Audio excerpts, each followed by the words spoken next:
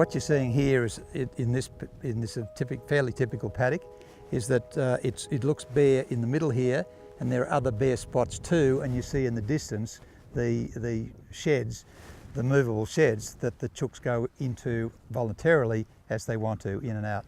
Where the shed's been, this is fairly, this is the manure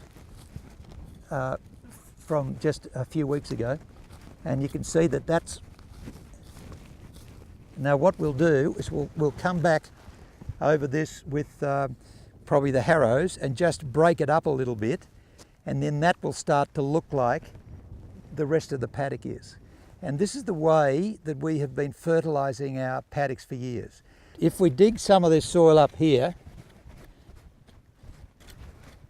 it's quite dry because we haven't had any rain, of course, but you can see how friable this is. Imagine what it will be like when it's got a bit of hydration. It's even holding under here.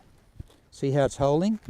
That's quite moist and it's quite friable, as you can see.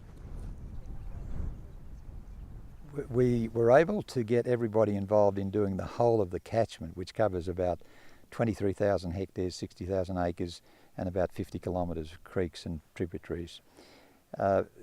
Because we had created a model at our home farm starting in 2006 that that showed that there were scientific monitored results to show that we were able to extend it to the whole. We thought it was important to extend it to a whole of a catchment. So this happened. We did that on our own farm, and we were able to show that we increased the production about nearly about 60% carrying capacity. We had more water flowing out the bottom of our little valley than was going in the top. That we had increased vegetation and increased precipitation, which is terribly important, more dew.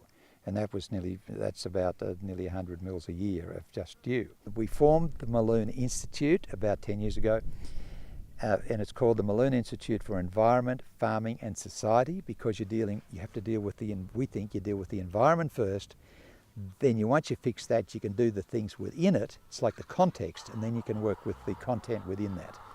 Soils for Life have done an extraordinary job, and the dedication of these people to the farmers in this country, right across the country, the farmers and graziers, and to the future generations of this country, is absolutely in sync with what we have established with the Mulloon Institute.